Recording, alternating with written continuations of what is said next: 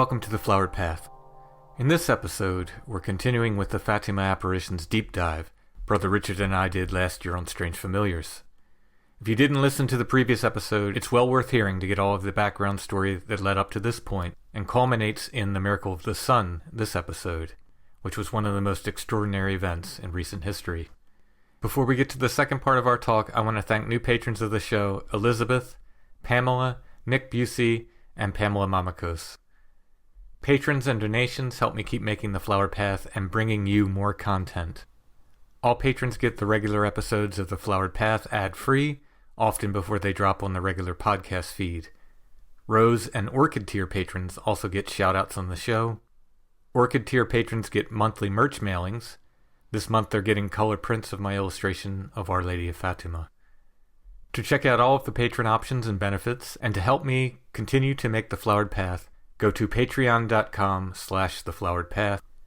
You can also find a PayPal link if you want to make a one-time donation. Just click the support button at thefloweredpath.com and look for the PayPal button that says donate. Okay, let's continue with Brother Richard and Fatima.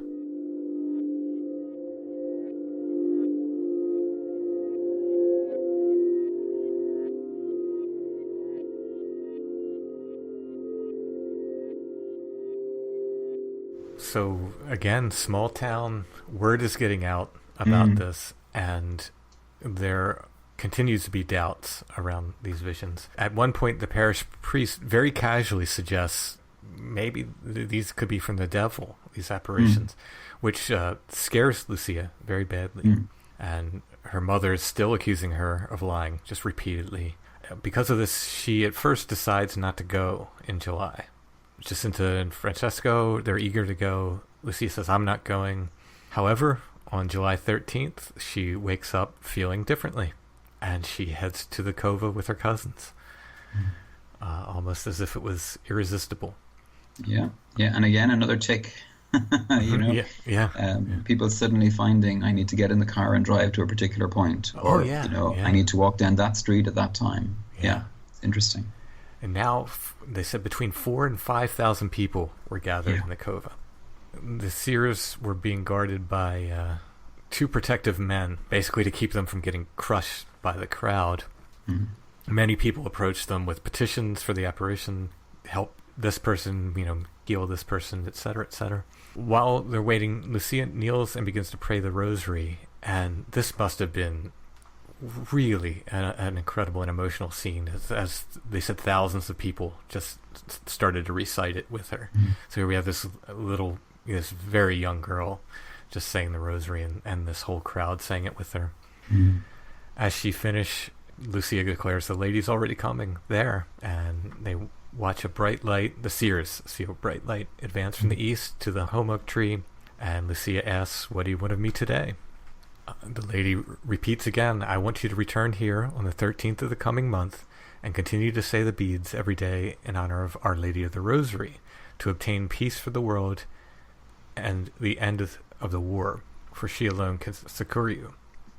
She said, "I would like to ask you to tell us who you are, and would you perform a miracle so that everyone will believe you are appearing to us?" The lady says, "Continue to come here every month. In October, I will tell you who I am and what I want, and I shall perform a miracle which all shall see in order that they may believe." Lucia then asked about healing these many people that had asked her to recommend them to the lady. The lady replies that some will be healed, others need to be patient, and all should continue to say the rosary.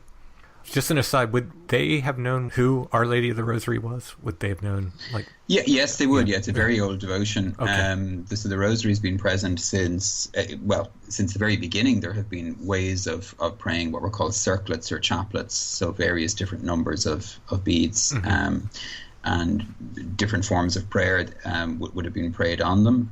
The rosary itself, in the structure that we have it now, comes from the 1200s and was given in an apparition to Saint Dominic, the founder of the Dominican order, and spread very rapidly around Europe and then beyond Europe as a particular devotion to Our Lady. So rosary, just for people to be aware of it, the word rosary means a crown of roses or a crown of flowers. And so the idea was that by making the prayers, by going around the beads, you were sort of weaving a spiritual crown of roses to be placed at the feet of Our Lady, that she would then offer to Christ on your behalf. So she stands between. It should be very clear that within the Catholic and Orthodox tradition, we do not pray to Mary. Right. We venerate Mary as someone very special who has a close relationship with God, and we seek her intercession. In other words, that she will pray for us on our behalf. Yeah. In exactly the same way as you go to your grandmother and say, look, will you say a prayer for me? Right. So that's really important. So when we speak of the titles of Our Lady, there are many, and one of them is simply Our Lady of the Rosary. And so even though the apparition is beginning to reveal, who she is, even though Jacinta already has that inspiration of saying, we saw Our Lady. Right. I think what's important in this particular apparition is to see that even though she mentions the title, one of her titles, Our Lady of the Rosary, Lucia still says, but we still want to know who you are, and I think there's something very beautiful in the child saying, please work a miracle, I just so they'll believe us, right, remember, this is the girl who's going home to a mother who is telling her every single day, you're lying and you're going to be caught out, and you're going to bring shame on the family, and there's a lot of oppression going on at home. She was being dragged to the priest, on a regular basis, forced to confess and all of that. Yeah. There we go. The lady then says, sacrifice yourselves for sinners and repent often, especially when you make a sacrifice for them. But she instructs them to pray. Oh Jesus, it is for the love of you, for the conversion of sinners, and in reparation for the sins committed against the Immaculate Heart of Mary. She then raises her hands in what is known as the Dominus Vobiscum gesture. Okay. So this is the gesture that the priest uses at different times during the Mass, when I suppose that the hands are sort of opened from the prayer position. Everybody knows the prayer position, that the hands together. The hands are opened wide towards the people with the palms out, and the priest would say Dominus Vobiscum, which means the Lord be with you. To which the people would reply, et cum spiritu tuum, which is, and with your spirit. This is a very old gesture. It goes back to the Jewish times, actually, and was known as the orans, or the at prayer. And this is Mary revealing herself as the Lady of Intercession. Some of the oldest iconography of Mary is her standing in the orans position, which is the position of prayer. She's praying on behalf of the people to her Son. And so this is the significance of this particular gesture being used. At this, the crowd hears Lucia cry out in horror, and they see the expression on the seers' faces turn from very serene and pleasant to absolute terror, followed quickly by sadness. The beams from the lady's hands to the seers seem to penetrate the earth, and they're being shown a vision of hell. And again, this is a quote from Father Joseph Pelletier's The Sun Danced at Fatima. They observe an immense sea of fire which appears to be under the earth. Immersed in the fire are the devils or fallen angels and the souls of damned human beings. The two categories of individuals are easily distinguishable. The souls have human form, while the demons appear in the terrifying and loathsome forms of horrible unknown animals. Note that horrible unknown animal for later. This vision lasts only moments, and Lucia said that she thought if it had lasted any longer, they might have died of fright. It was that impactful. The lady then says, you've seen hell, where the souls of poor sinners go. To save them, God wants to establish in the world the devotion to my Immaculate Heart. If people do what I tell you, many souls will be saved, and there will be peace. The war is going to end, but if people do not stop offending God, another and worse one will begin during the reign of Pius XI. When you see a night illuminated by an unknown light, know that this is the great sign that God is giving you, that he is going to punish the world for its crimes by means of war, famine, and persecution of the Church and the Holy Father. To prevent this, I shall come and ask for the consecration of Russia to my Immaculate Heart, and for communions of reparation on the first Saturdays. If they heed my request, Russia will be converted and there will be peace. If not, she will spread her errors throughout the world, promoting wars and the persecution of the Church. The good will be martyred, the Holy Father will have much to suffer, various nations will be annihilated. In the end, my Immaculate Heart will triumph, the Holy Father will consecrate Russia to me, and she will be converted, and a certain period of peace will be granted to the world. In Portugal, the dogma of faith will always be preserved. she then says, "Don't tell this to anyone." So here we have the first secret. Yes, this is. But of course, you can tell it to Francisco, who was there but could not hear. So the apparition knew that he couldn't hear. Yeah. Maybe we just pause there for a second, because there's a huge amount has just happened. Yes. And we have both the first and the second secret here. So the first secret is the vision of hell itself. Oh, okay. Second secret is the commentary about what's going to happen in the future. Okay. And Lucia, unknowing, receives actually the beginning of her mission, which is when the apparition says, "I will come and I will ask for," and this will happen for Lucia later in her adult life. When she becomes a Carmelite nun herself. The apparitions happen later, where Mary comes and gives the formula for the 5 Saturdays to be offered in devotion and reparation. I just want to say a little bit about the vision of hell for a moment, because one of the things that often happens is people say, well, why would a loving God or a loving Heavenly Mother, suddenly terrify the children by showing them this particular vision?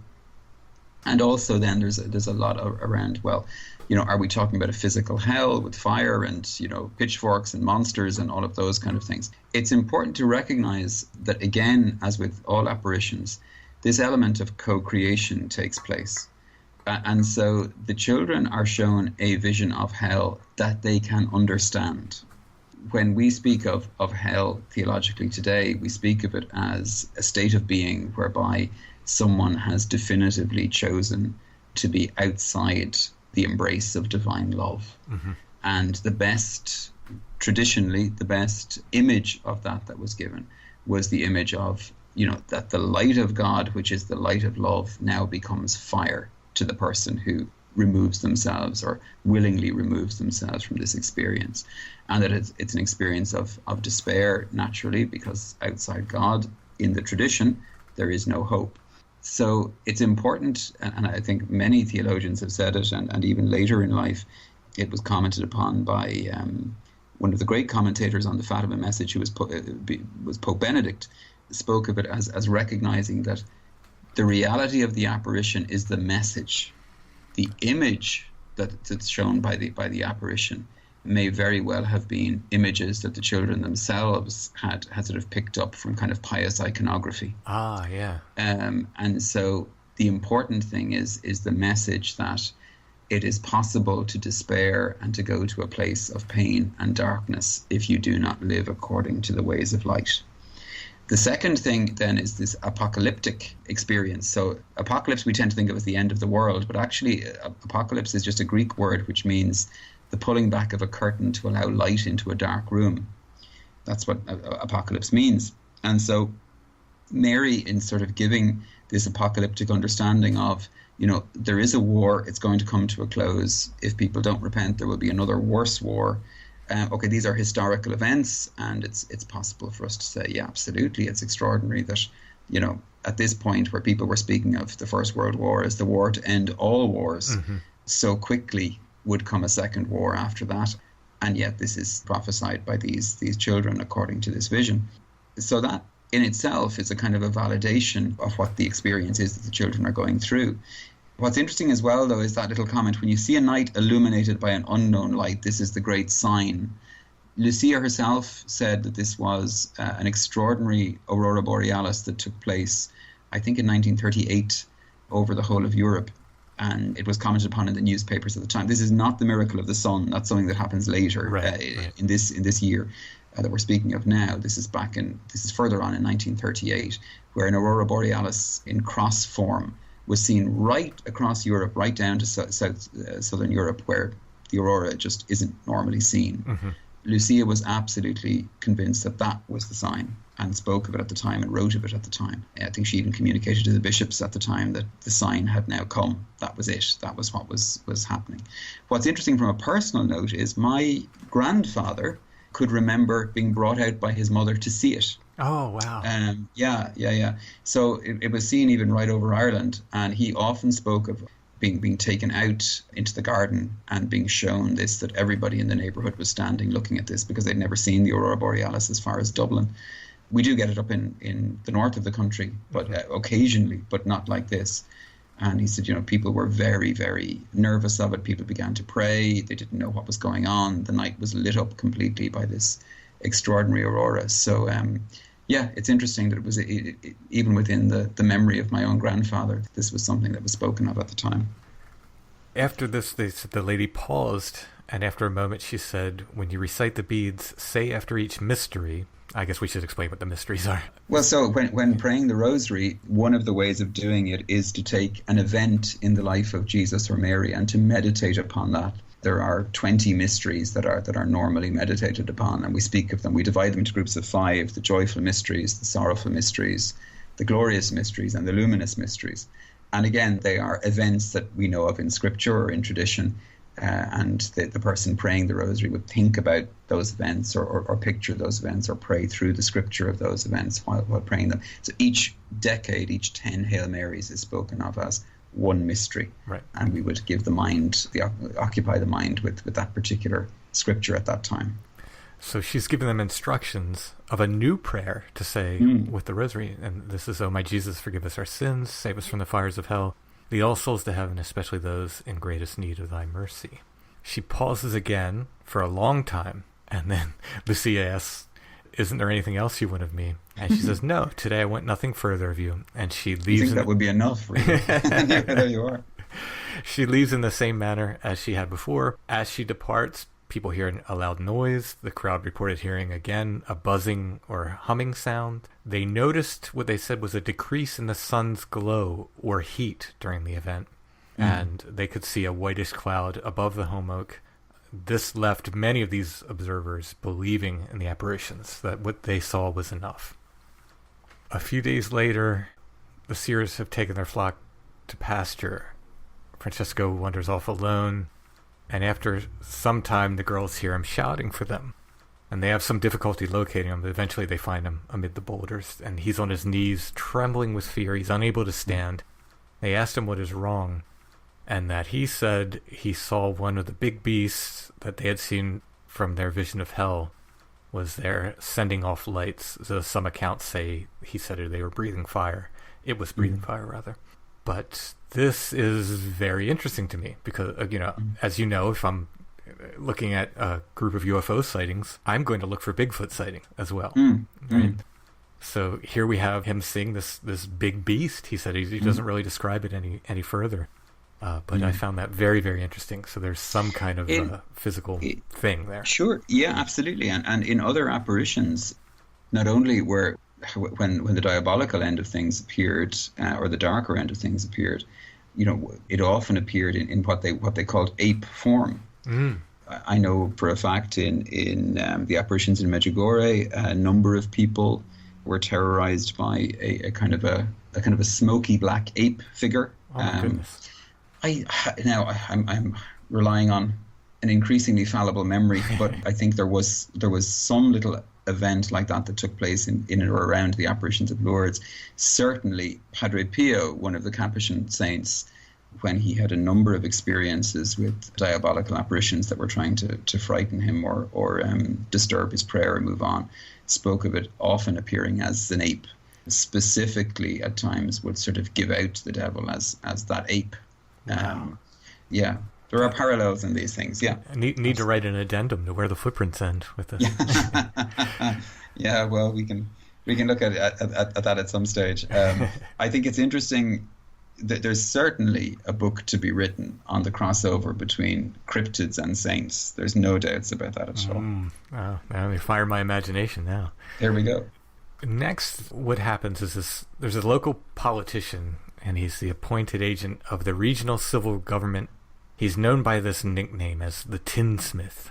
Now, I'm going to just pop in there because without context, the tinsmiths were tinkers in Europe, part of the traveling people. And so it's a very derogatory name that he was known as. This is often passed over very quickly. Okay. But what's also interesting from a strange familiar's point of view is that we now have a smith in the middle of things. Right. Oh, yeah. Who's, if not a smith himself, I think is being reminded by the people through the name they've given him of, this is the stock you come from. Yeah, his father actually was a smith. So there we go. Now we have a Smith, one of the interpreters of the kind of more magical traditions, appearing. He gets word of these apparitions and of this secret, and he immediately says, well, this is a problem. He's part of this anti-Catholic government. He decides, well, I'm going to put a stop to this. He decides that the way he's going to stop it is he'll learn the secret from Lucia, and then he'll expose it, and he'll, basically expose it as nonsense and stop all this, I guess, what he considered superstition. It was also that, but it was also, they were very nervous of civil assembly at this time. And so I suppose that the kind of secular government at the time was nervous that this would cause a resurgence of faith or a resurgence of power for Catholicism. And so they were worried that this was all being run by priests in the background. Now, what's really interesting is that right up to this point, the priests are refusing point blank to attend anything because they're very worried that the gatherings will actually redound on them, and they will face closures of churches or worse persecution than they're currently going through. Even the parish priest, who comes across actually as somebody who just is treating it quite reasonably and just wants to see how the events will follow out. He's the man who originally said, well, it could also be from the devil as well as from God, and inadvertently terrified Lucia. They're keeping a very, very wary distance from this at this point. The tinsmith calls for a meeting with the seers, and Francesco and Jacinta's father says they're too young. I'll go in their stead. Lucia's father says she can speak for herself. So the following day is August 13th, 1917, and the streets of their little town are crowded with people coming to see, these promised events. The tinsmith stops first at Jacinta and Francesco's house. He claims that he wants to see the miracle. He offers to take them to the cove in his carriage. The children happen at this time to return with their sheep. And I love that detail, because the most interesting thing about it is that no matter what's going on, the sheep still have to be pastured. Yeah. The children are still working. They're still shepherds. Yeah. This hasn't given them any special status within their family. Everybody has to pull their weight and do what needs to be done. And in fact, one of the things that's interesting is that as the gatherings happen more, they get bigger and bigger in the Cova d'Iria, the annoyance of Lucia's father over how the pasture is being turned up and destroyed by these people coming in. And yet he kind of bows to the pressure of the crowd. But, underneath it, they were poor farmers, and a pasture like that meant a lot. Sure. So the tinsmith pressures them to reveal the secret. He tries to make them promise they won't go to the cova. The children refuse. I don't think there's anything that could keep them away. Yeah. Well, there is, as we shall see, but outside of their power, there are things. But he offers again to take them in the carriage. They refuse. I think the children are kind of a little cued into something's up with this guy. And then he asks that they be brought to the rectory so he can question them in the presence of the pastor. And they, being good Catholics, they can't really refuse that. So that one, yeah. They go to the rectory where Lucia's questioned. She's accused of lying, but her story does not change. She's pressured to tell the secret. She does not. And the tinsmith succeeds in keeping them there so long that the only way they could get to the cove in time was for him to give him a ride in his carriage. So they reluctantly accept. He then basically kidnaps them. He puts them in the carriage and goes the opposite direction, takes them to his house. They're locked in a room. They're told they cannot leave until they reveal the secret. Remember, these are children, too. These are we're talking about 10 to 12-year-olds at this stage. Yeah. And though the tinsmith's wife treats them with some kindness and gives them a meal, they're still basically prisoners at this point, and they would not be at the cova on August 13th, so they missed this. However, back at the cova, there's a crowd of 18,000 people, so it's growing substantially every month, and they're waiting for the seers. A man arrives on a bicycle. He announces they've been taken by the administrator. The crowd understandably begins to kind of murmur and stir and get angry. Suddenly a clap of thunder is heard and a flash of light near the holm oak. Again, the sun loses its brilliance. They said the atmosphere became hazy. A white cloud formed around the trunk of the oak. It rose into the air and kind of melted away. The clouds in the sky then turned crimson red, then rose-colored, then yellow, then blue. And they said the light takes on the same hues and the people appear tinted in these successive colors. As quickly as it started, it stops and all returns to normal. This is something we'll see again. Yeah, absolutely. The atmospheric phenomena really begins from here.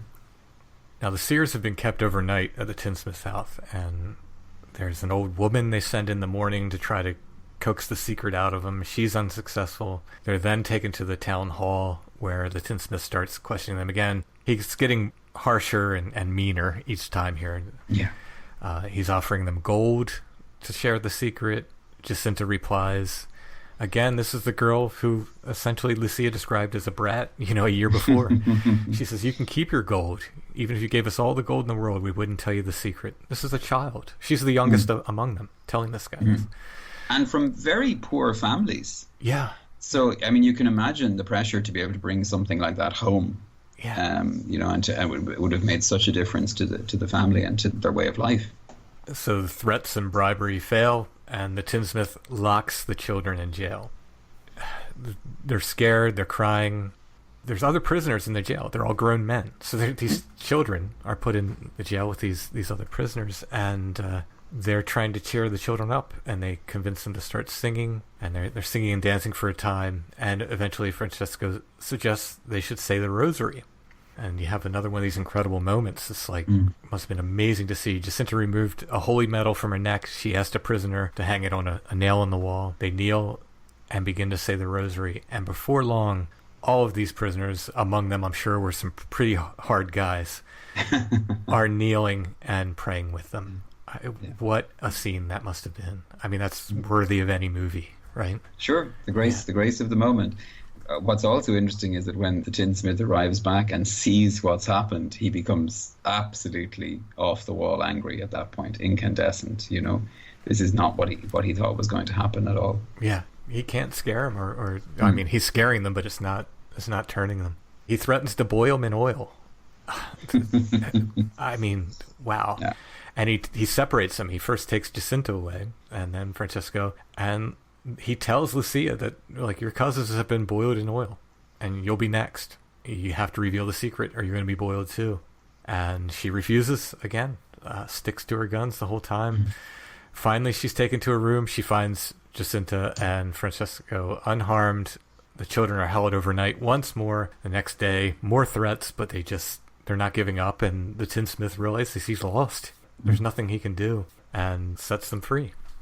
On August 19th, around 4 in the afternoon, Lucia's sister and her husband are walking towards Fatima. They notice the temperature suddenly drop. The sun becomes yellowish, and they notice that the countryside is tinted again in various changing colors. Elsewhere in the village, Lucia and Francesco feel something supernatural approaching.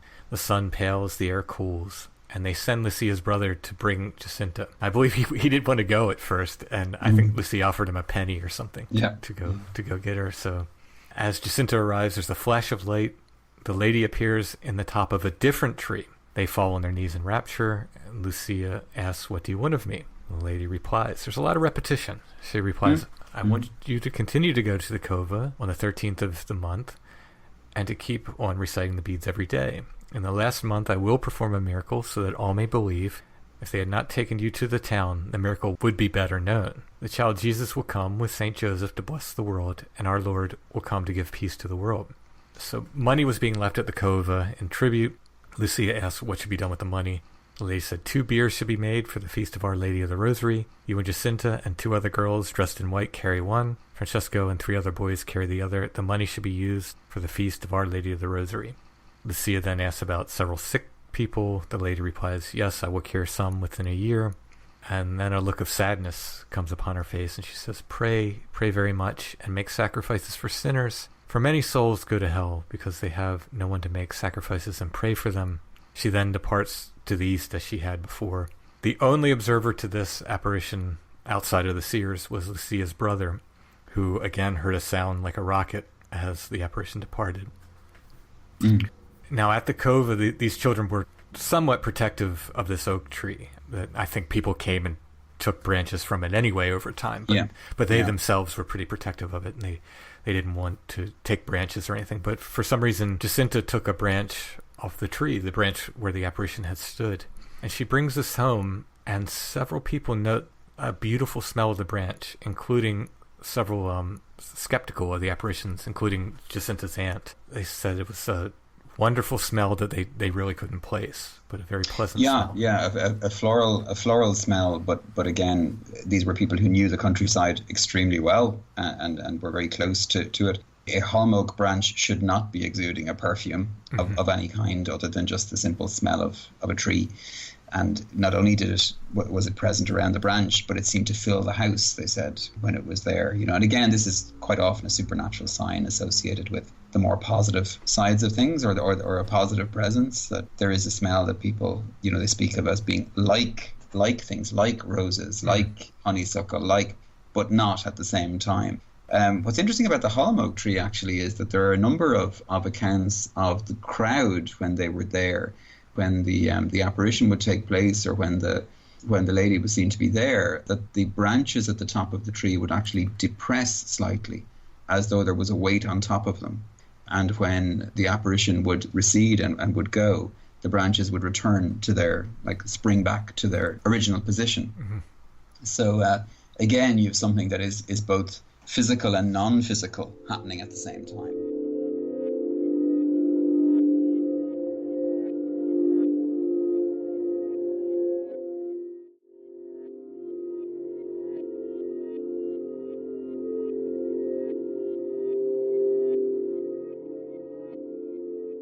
September 13th, 1917. 30,000 people have now gathered at the Cova. Mm-hmm. At noon, the sun grows dim. Lucia declares the lady's approaching. The crowd observes a globe of light approaching the oak tree. Then a cloud forms around the tree. Rays of light shine from above, and a shower of tiny white petals begins to fall from the sky. They were described as petals at first, but they said when people got closer to them, or they got closer to people, I suppose, they said they were like white glistening balls, which got smaller as they fell.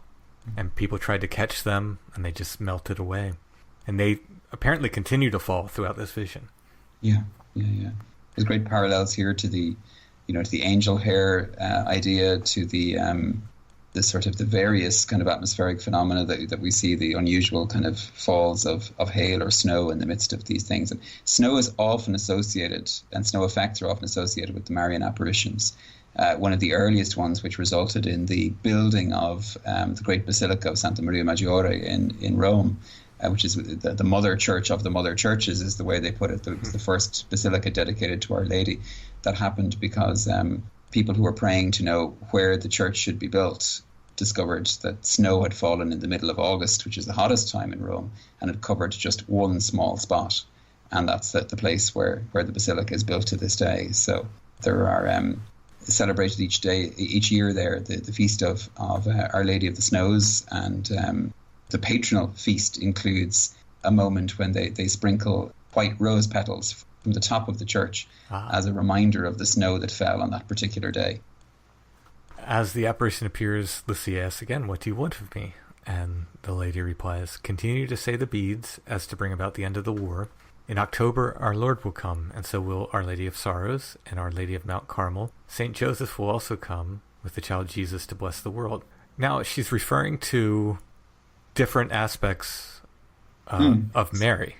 Yes, absolutely. Yeah. And again, we have to remember this is words that the visionaries receive in a ecstatic way, which they are then, translating into their particular form of Portuguese at the time. So the different titles or aspects or feasts of Our Lady, these refer to the same person. Mm-hmm. It's not that different people are showing up. It's just that there are particular ways in iconography of depicting aspects of Our Lady and of her role as intercessor or as queen or as mother. And so what's being said to them is that they will see Our Lady under these different aspects. Now, the children, as we mentioned before, they had started making these sacrifices, incredible things for children to do. Again, they were giving their lunches to the poor. They were, at all times they were giving anything they could to the poor, to the point where I think some people had to say, "Hey, you need to eat too," Yeah. And they had taken to wearing these rough ropes around their waists, and they were wearing them day and night as a sort of sacrifice. Yeah. And where the inspiration for those particular penances came from, we don't really know. There do seem to have been other experiences that were just private to the children themselves.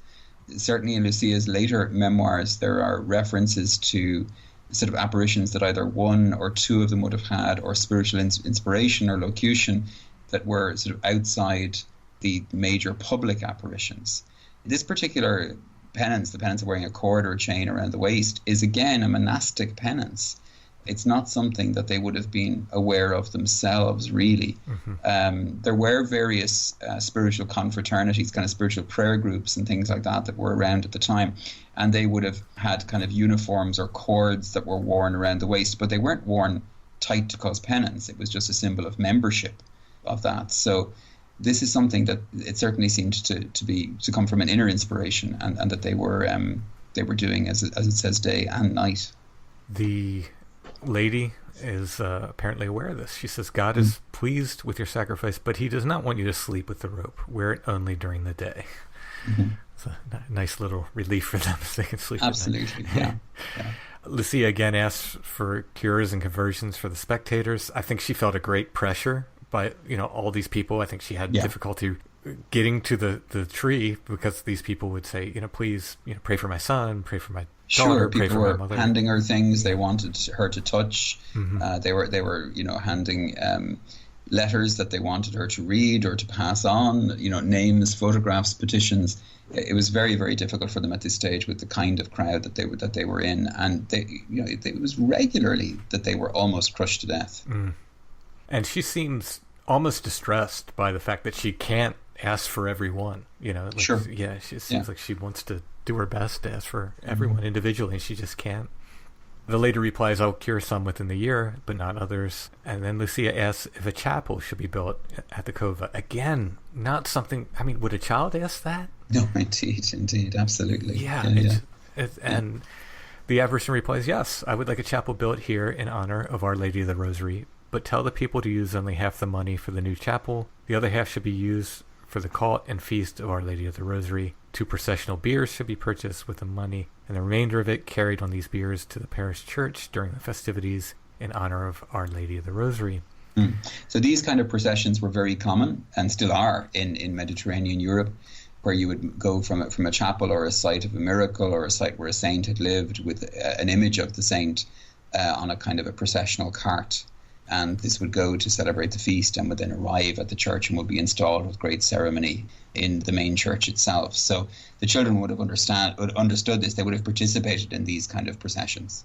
And Lucia asks again, she said, there are many that say I am an impostor or that I deserve to be hanged and burned. Please perform a miracle so that all will believe. And the lady replies, yes, in October I will perform a miracle so that all may believe. And she departs as before. Some of the onlookers see a globe departing. Some don't see anything. But all the phenomena stop and these petals cease falling at this time. Can you imagine being there for that? It must have been just absolutely extraordinary. Yeah. Not to mention what's coming. So yeah. And of course, the crowd knows, and the crowd begins to talk. And by this stage, the events have begun to attract national and even international interest. The press is beginning to cover it at this point. And so when the word goes out that a miracle has been promised for October, you can imagine the media interest in that. October 13th, 1917, there's a heavy rain on the streets in the town, and the cove, it's just mud. Everything's turned to mud. 70,000 people have gathered. Now I did, and that's a conservative estimate, actually. I looked it up. They say somewhere between 70 and 90. Yeah. Wow. Yeah. So I looked up. That's about the capacity of a Super Bowl stadium, right? So for Americans, that's a good reference. That's a massive crowd. That's an absolutely massive crowd. It's afternoon by the watch, so all these they were appearing at noon, and no apparition has appeared. And a priest notes that he says Our Lady does not lie, as it must be an illusion. And Lucia answers that, well, this is my father's land, and I'm going to wait here. The confidence again of absolutely someone. And at that age, and particularly in that society at the time, to disagree with a priest publicly would not have been something that children would have been encouraged to do at all. To disagree with any adult publicly, particularly in front of a crowd like that. I mean, this was the age of children being seen and not heard, you know. So yeah, it was a brave thing to stand against somebody like that as volubly as that. So it's noted that basically at noon by the sun, so when the sun's directly overhead. So not by man's time, but by the sun. And that's how the children would have measured it, remember. You know, they would always have measured the day and the length of the day by the sun. They were not people who were carrying watches or clocks with them. They were agricultural labourers, and it was the sun that told them, you know, when to get up, when to go to bed, and what jobs to do at what time.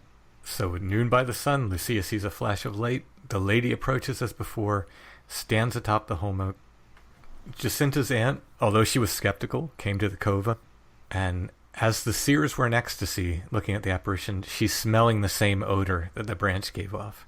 And at this point, she's beginning to realize, like, okay, there's something happening here. Lucia again asks, "What do you want of me?" The lady replies, "I want a chapel built here in honor of the Lady of the Rosary. Continue without fail to say the beads every day. The war is going to end, and the soldiers will soon return to their homes." And she says, "Will you tell me what your name is?" And she says, "I am the Lady of the Rosary." Lucy again says, "I have many favors to ask. Many people seek cures and conversions." The lady replies, "I will grant some of the requests, but not all of them. They must amend their lives and ask forgiveness for their sins." The lady leaves, rising to the east as she's done before. And as she departs, and Lucia said she wasn't even conscious of yelling this, she yells, "Look at the sun." She sees the lady ascending, opens her hands with palms upward. At this, the rain stops. The clouds seem to burst into ribbons and puffs. From the lady's hands, she sees beams of light reflected on the sun. Now, they're saying the sun appears at this point as a spinning silver disc. The seers see the Lady of the Rosary appear to the right of the sun. She appears more brilliant than the sun, and now she's wearing a blue mantle. Often, if you see Our Lady of Fatima statues, she has the blue mantle on. They also see St. Joseph and the child Jesus to the left of the sun. Both are dressed in red, both blessing the world. Lucia alone then sees the bust of Jesus, dressed in red, to the right of the sun.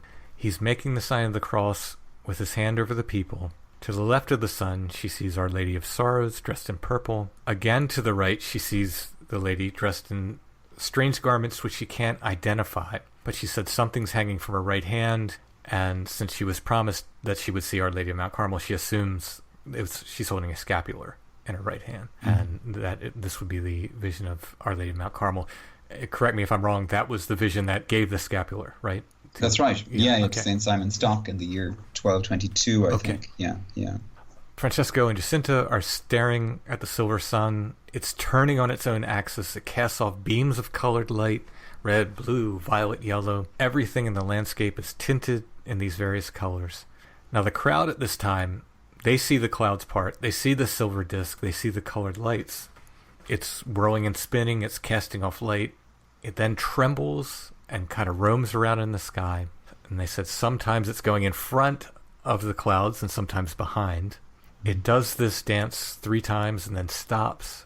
It starts trembling again and begins moving, falling from the sky. Here you go, UFO people, in a zigzag motion. And it's coming towards the earth. At this point, the cloud gets struck with terror. They said they can feel the heat coming off this. It's almost as if the sun's coming out of the sky. Oh, this obviously doesn't look like the natural sun at this point. And just as it seems as it's going to obliterate the crowd, it stops. It reverses the zigzag motion back upwards into the sky. It stops in the sky and transforms back into the normal sun. So it's too bright to stare at anymore at this point. Despite the fact that it had been pouring rain before, after all this, the crowd realizes that their clothes are now dry. Yeah, it's a nice touch. Yeah. And it's important to note there were believers in the crowd, there were non-believers, there were Jewish people, there were atheists, there were scientists, there were newspaper reporters. The vast majority of people, down to I think there's 1 or 2 people that said, "Oh, I didn't see anything." The vast majority of people report the color changing in the sky, and the dancing sun phenomena. Mm. And I think what's important as well, because this is the apparition, the particular apparition that gets cited by the UFO people more than any of the others, without sort of taking the whole process into account. The first thing I'd say is what's very interesting is that the crowd tell us that while the sun, this zigzagging silver object, is doing its thing, there was no other sun in the sky. So as far as they were concerned, it was the sun. Mm-hmm. It wasn't an object that was being lit by light from anywhere else. All light was emerging from this. The clouds had pulled back, and where the sun should have been in the sky, there was nothing. Hence them calling it the miracle of the sun. Once it returns to the position that the sun should be in, there's this transformation moment where they suddenly realize they're all dry, and the sun is now appears just as the normal sun again. What's really interesting around it as well is it's one of the, I mean, there are wonderful photographs of the crowd at the time. There is even one particular photograph, which as far as I know is the only one that was taken of the miracle itself. And that shows the sun, or what they perceived as the sun at the time, up on its edge, moving, or in the wrong position from where it should be. Again, photographic proof of any of this is something that can be debated till eternity. But what's interesting is not so much what it shows in the sky as showing the size of the crowd. Right. And that's really, really incredible to see just the crowd that had gathered. And as you say, the debunkers had arrived. They thought this was it. This is where they would catch the children, because they had given a specific prediction of something that was going to happen on a specific day. And as we know, that's often where the prophets fail, is when, the year or the day or the moment is given and either nothing happens or something less than what was promised happens. But whatever else we can say about, I can speak about it from the religious tradition, that's fine, and there's an element of faith within that. But we can certainly say that a huge, one of the biggest crowds to gather at that time had an event where, regardless of their belief or their unbelief, they saw something which they could not explain. The newspaper reports at the time bear it out. It's whatever happened there was amazing. And it's consistent, at least the color changing, the moving of whatever this disc was in the sky, and it casting off lights, that is consistent amongst the reports. And it must have been astounding. And people could see it from surrounding towns. Yeah, so when we get that idea of crowd hysteria or mass hypnosis or mass hallucination, that's often been said, the fact that it was seen and observed at a distance by people who just hadn't traveled, they weren't there, they weren't interested, they didn't want to be there for whatever reason, but yet they saw it as well. So if it was a mass hallucination, in some way it was even affecting people who were miles away and had no idea that anything was supposed to be happening. Yeah. So I'm not entirely sure how that one would work, but it's interesting because, as one commentator put it, it's one of the most impressive cosmic level experiences that people have had that's almost biblical in impact. Oh yeah. The only other apparition of Our Lady that I would say has produced even more extraordinary effects would be the apparitions in Zaytun in Cairo, where again that was what we call mass apparition, where anyone who turned up saw the apparition, regardless of who they were or what their faith or their level of belief was. That it was appearing on the top of a Coptic church? That's right, yeah. There's some really interesting photographic and even film of the events that were taking place there. And that was where, the church opened itself up and allowed anybody of any faith, who wanted to investigate it to investigate it. So what's interesting is that these events, consistently have happened down through history. And in Fatima, we have a most extraordinary example of such an event. Now, we didn't touch on this in the beginning. Why are some apparitions approved and others are not? Approved by the church. Yeah, sure. Yeah. Okay, so let's talk about it from that point of view. Within the context of the church, we believe, and I'm speaking now out of the tradition, so we believe that all essential teaching, what we call the deposit of faith, everything that is needed or was needed for revelation, ended with the death of the last apostle. So once that first generation had passed, those to whom Christ had given the particular grace of, we see it in the gospel with regard to Pentecost, we're told that the scriptures were opened to them and they were filled with the knowledge of what was necessary. Everything was given within that. Now, the church over the ages, sort of unfolds it. It's like the gift was given and the gift has to be unwrapped and opened up. Where apparitions are concerned, the teaching of the church is that you can believe it if you like. You don't have to believe it if you like. It has nothing to do with essential creedal faith. If it's a support to you, that's wonderful. If it's not, that's okay too. So where signs, wonders, miracles, these kind of things take place, they can be seen as confirmatory events. They can be seen as experiences that can deepen faith for people. But actually, they're not essential. And they neither add anything nor leave anything. And in the mystical tradition, actually, we spoke about the first two levels, purgative and illuminative. The third level is what we call unitive. And at that moment, the person experiences an interior union with the divine. And so all external signs and symbols and images and all of that, they're not necessary anymore. And they can be dropped, they can be let go of. Excluding sacramental liturgy, that's the only thing that remains, because that's considered a very particular way in which the divine interacts with humanity. Seems almost like reaching enlightenment. Absolutely, yeah. It is really. It's what we would call theosis, which is the moment where, and it's the destiny of every human being. It's just for most of us, it will only be accomplished after death. Mm-hmm. But it's the moment where we have been so purified of self and of ego and of the parts of ourselves that are desire for desire's sake, that we end up reflecting as clearly as possible the light of the divine. We don't lose our individuality. As one of the saints put it, the mirror of the soul, which is very often kind of dirty and obscured and we haven't done the work to clean it, is polished clean, and so the light reflects perfectly through it. So that's the goal. So the apparitions come to confirm and to invite us into deeper ways of living, etc. But they are not essential. And one gains nothing nor loses anything from our faith by taking them on. The reason some apparitions would be sort of authenticated is that by and large the church begins from a position of absolute skepticism with regard to these things. And which, by the way, you can recognize this in Fatima, in all these stories. Oh yeah. The clergy starts out as like hands off. Let's see what's happening here. Yeah. Yeah. Let's see where it goes. And no judgment is ever made. No definitive judgment is ever made on a series of apparitions until they have ceased completely. So even with regard to Medjugorje, for example, the most recent ones, while there are statements made by the church around how worship should be carried out on the site, how the guidance of pilgrims should take place, there's no definitive statement made until the apparitions finish. And they haven't finished there yet, so we wait and see. The other element around it as well, I suppose, is that many apparitions that take place are kind of personal to people. And what people forget is that they are being mediated through their own psychology.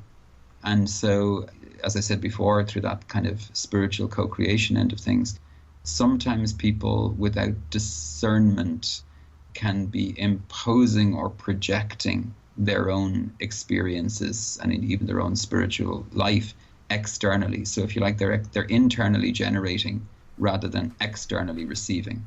And when that happens, we can get sort of more confused experiences, shall we say. The other thing that the church looks at then as well is, what is the apparition doing for the one who receives it? So do we see spiritual growth? Do we see spiritual maturity? Do we see someone who is separated from, making money out of the thing, or trying to subjugate others through it, or spiritually dominate others through? So in the life of the children, we would see this absolutely in Fatima. There's great spiritual maturity, great compassion, and at the same time, a real willingness for them to walk a path of deep conversion that many an adult would run from, or change from. Yeah. And yet we see this, and it's consistent not just in the lives of Jacinta and Francesco, who died quite young, but in Lucia, who lived well into her 90s and maintained not just a deeply spiritual life, but chose one of the hardest paths within Catholicism, which is the path of the Carmelite recluse sister, who lives a life of absolute enclosure and total dedication to prayer for the rest of her life. So that's not to say that every visionary has to become a monk or a nun, but it is that every visionary would be, people would look at them and say, well, are they living in such a way within the confines of human fallibility, but are they living in such a way that shows that this has actually brought them deeper conversion and deeper faith? And so all of those things would go to judging whether an apparition was genuine or not. The most obvious and simple thing at the end is, has the figure, the apparition, has it said anything that is inimical to gospel faith? And obviously, if it was doing that, then it would be considered a false apparition. Before we get into the secrets, I guess we should follow the lives of our seers a little bit. Sure. As predicted, Jacinta and Francesco die young, as the apparition said they would. Yeah. And most extraordinarily, their acceptance of death it's just incredible in terms of its maturity. They're consoling others, who are, and naturally enough, it's not to overlook the tragedy of two children dying quite young and the pain that brought to their families. But at the same time, they seemed supernaturally aware that this was a transition rather than an end. And comforted in a way. Very much very, like, I'm just going to join Our Lady, as she said. Absolutely. She promised me, and that's where I'm going. And, when I get there, I'll be praying that you get there soon too. There were a number of interior experiences and smaller visions that both Jacinta and Francesco had in their sickness that continued to console them and strengthen them along the way. Jacinta, to the very end, offered everything for sinners as the Lady had asked them. They were extraordinary in their journey towards the end of this mortal life. Spanish flu, basically, both took them. Took them both. Yeah. Absolutely. Yeah. Which devastated the whole of Europe at that time. Yeah.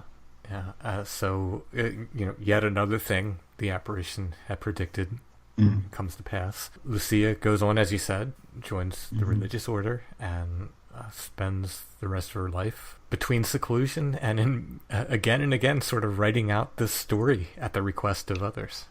Yeah, so many times. I mean, how she didn't just tire of these people who asked her to tell the story again and again and again. She becomes a very significant figure. Normally the life of a Carmelite sister is one of deep seclusion and solitude. And so for most of her early Carmelite life, even the sisters in the monastery didn't know who she was. She had gone to a different place. She had changed, obviously entering religious life. She had changed her name. The sisters have a discipline of not inquiring about the past of anyone who comes in. So they didn't know who she was. Only the abbess, the superior, knew who she was. In later years, when the sisters discovered who she was, they were astounded, So she was living in a community where even some of the sisters within the community were, they weren't Fatima believers at the time, and they were people who were kind of worried about it, and yet she kept her silence, while in the meantime, various bishops and prelates and doctors and even the papacy asked her again and again to record her memoirs. If anybody out there is interested, there is a beautiful little book which is published. You'll find it easily enough, and it's just called Fatima in Lucia's Own Words, and that includes in English the text of the 4 famous memoirs, which was the documents that she wrote with regard to the history of the apparitions themselves. Her love of Francesco and Jacinta is so apparent in that text. She just celebrates them. It's really lovely to read. Yeah, and what's really nice is that even though she was, I suppose, the central visionary, in that she was the one who was, having the conversations, she points attention away from herself all of the time, and really says, actually, if you really want the message of Fatima, it's the example of Jacinta and Francesco that you need to look at. So people are very curious about secrets, right? Of course. and secrets became a big part of the story of Fatima going forward from this time, to the point where some people were pretty obsessively, I guess the first and second secrets were revealed at some point. I forget exactly when, but the third secret was kind of kept pretty locked tight to the Pope and a few select others. Yeah, there was a great mystique about it. It was supposed to be kept in a locked box on the Pope's desk and passed from one Pope to another. And the interesting thing about it was that Lucia herself, once she handed it over, it was up to the Pope to reveal it whenever he wanted to reveal it. but it certainly took the imagination of many people who projected all kinds of things within it. The date of the end of the world was one of the favored ones that was there. Yeah. It was an extraordinary text, but it was interesting that within the papacy of John Paul II, it was decided then at that stage in the year 2000 that the text of the Third Secret would be released. Cardinal Sodano, who was one of the top cardinals within the church, he was the one who was chosen then to actually reveal the text. And that was published on the 26th of June in the year 2000. And of course there are conspiracy theorists who say the full secret's not been published. Well, of course, because it's easier. The document as read, or the words that are spoken are not the ones that you want them to be. Well, then, it's better to say the words that you wanted are actually hidden somewhere else, Yeah. So this is it. But it's really a spiritual commentary on the church, and particularly the church as it moves into the next millennium. It was connected very much with the assassination attempt that was made on Pope John Paul II, which took place on the feast of Our Lady of Fatima, the 13th of May 1981, which was the 64th anniversary of the first apparition. Those of your listeners who are old enough might remember the Pope was visiting with the crowd in St. Peter's Square, and suddenly out of the crowd he was shot. The gun that was used shot only one bullet. It, for whatever reason, jammed and failed. And the shot that he was going to take, which would have been at almost point blank range, missed the Pope's heart by a tiny, tiny amount. I think he was told millimeters would have killed him. John Paul II, who was already a Pope with great Marian devotion, tremendously devoted to Our Lady, saw huge significance in the fact that it took place on the 13th of May, and that having placed himself and his papacy under the protection of Mary, that, as he said, one hand pulled the trigger, but another hand directed the bullet. And so later, when the bullet was removed, he had it brought to him, and it was sent to Fatima and now rests in the crown of the statue of Our Lady of Fatima in the shrine in Fatima. If you go there and see the statue, which is on the site of the apparitions where the hollow oak tree was, and look closely at the crown, you can see the bullet within the crown. Wow. The bullet is there to this day.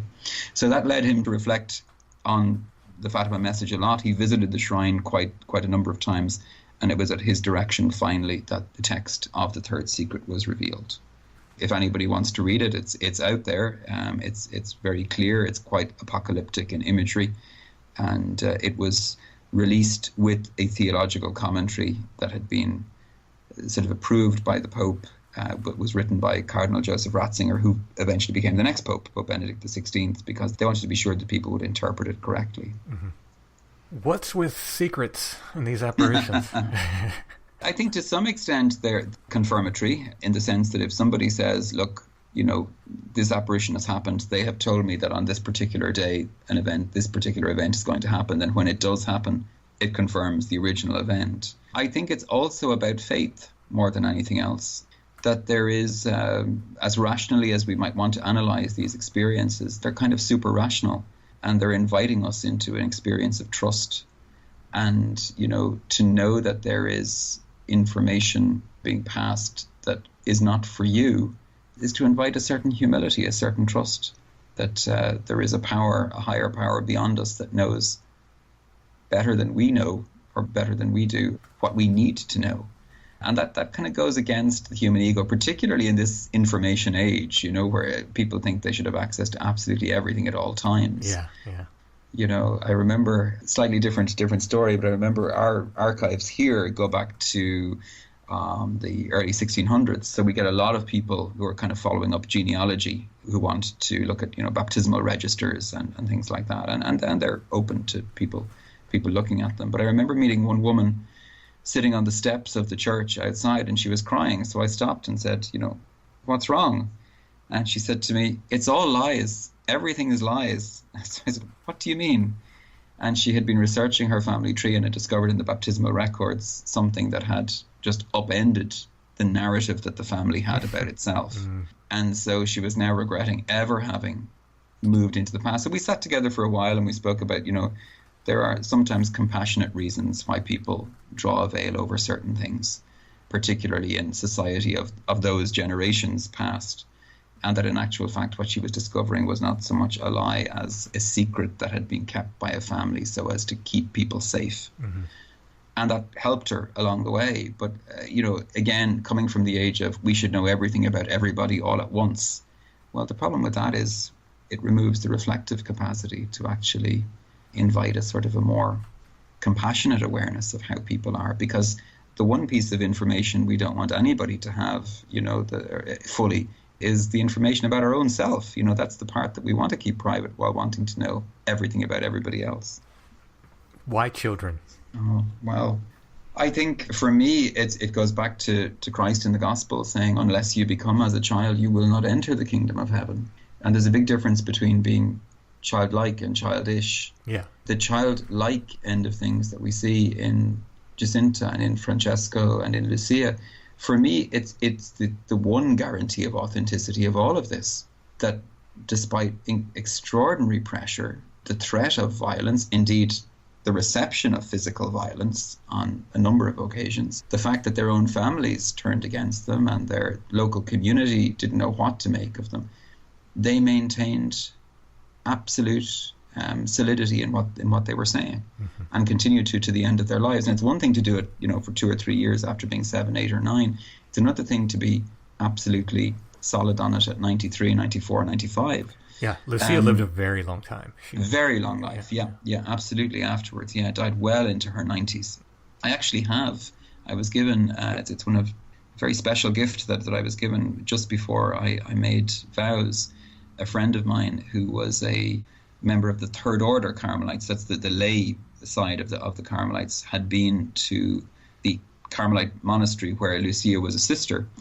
And obviously he didn't get to meet her. She was cloistered, but he was praying there and he met the sister who meets the pilgrims. And he said to her that he was asking for prayers to be said for me before the vows.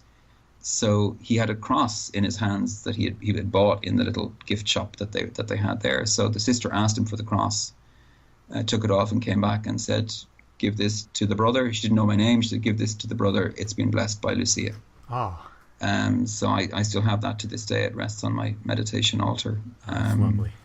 And it's an extraordinary connection. But I mean, going back to the children, it's that old thing of, out of the mouths of babes and sucklings, real truth appears. A child will tell you the truth whether you like it or not.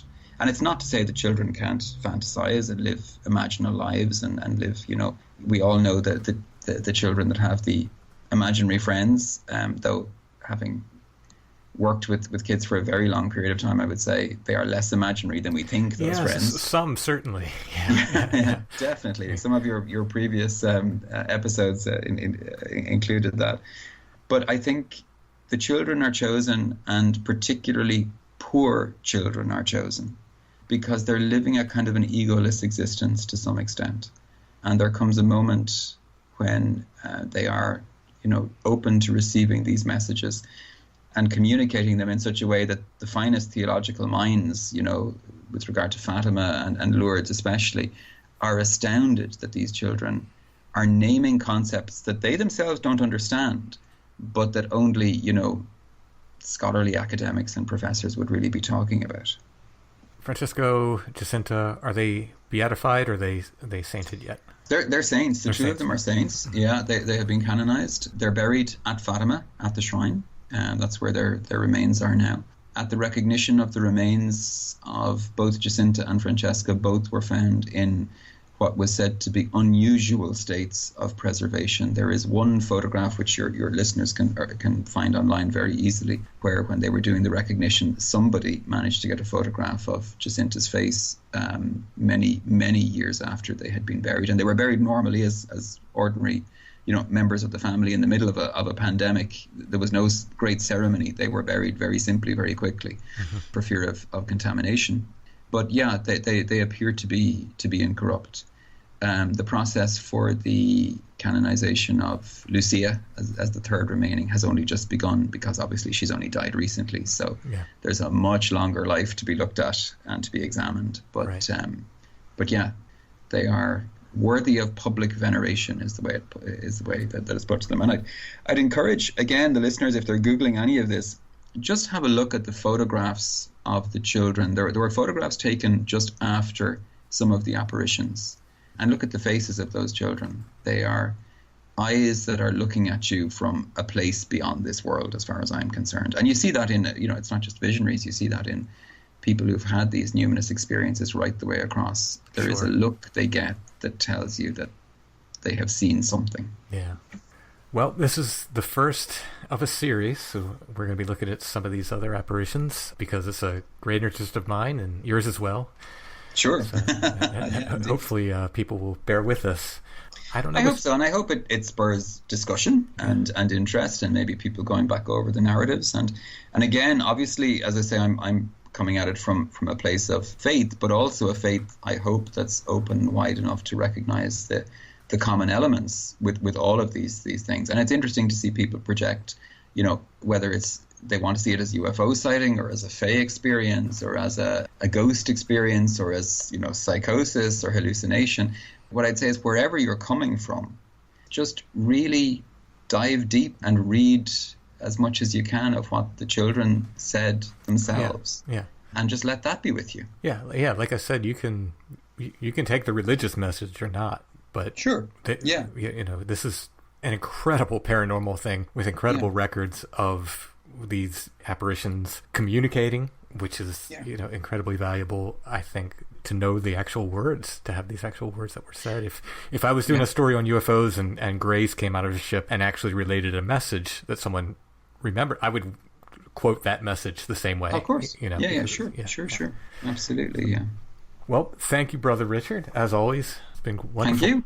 Thanks for having me, and I hope I'm not wearing out my welcome. Just to say to everybody out there that I hope they enjoy this and that it leads to even more discoveries along the way.